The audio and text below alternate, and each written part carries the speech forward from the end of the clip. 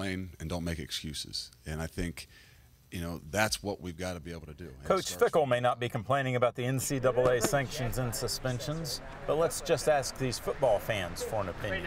It's bullshit that Miami gets suspended for 1 or 2 games for doing the same crap we did, whereas our players fully admitted to their crap, and Miami, who's like totally against it, they got hookers, they got strippers, they did house parties where all our players did is sell memorabilia to get their living expenses, and our players get the 6-game suspension even now we have 2 more guys suspended for the extra week, which is even though their players get a slap on the wrist 1 game. We were on SportsCenter for 3 months where they're on SportsCenter for 1 week, 2 weeks tops.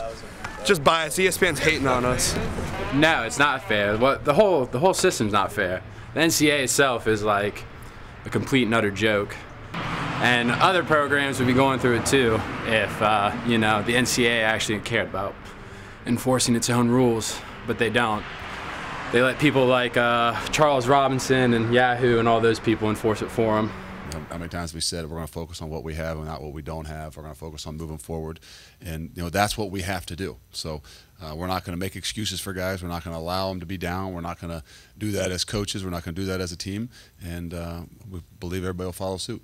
He might show emotion behind closed doors with his team. He might do that. But for public consumption, it's not in his interest to show those things. You don't want to show whininess. You don't want to make excuses. You just want to play the cards that you're dealt and plow forward. And that's the only choice they have. It's not like they're going to cancel the game against Nebraska or Wisconsin. They're going to play those games. And the best chance to do well in those games and win those games is to have the idea that we're not going to let anything deter us. And let's face it, football is about overcoming adversity. You're going to have bad plays, you're going to have penalties, you're going to have bad calls. You can't kind of take the attitude that, well, we got a bad break against us, let's throw in the towel. That just doesn't work. And obviously Ohio State's had this incredible, I don't want to use the word tsunami lightly these days, but you know, this series of events, the circumstances, they're almost unprecedented. And it'd be easy for them to feel sorry for themselves. And maybe in quiet moments they do, but they're never going to show it, and they shouldn't.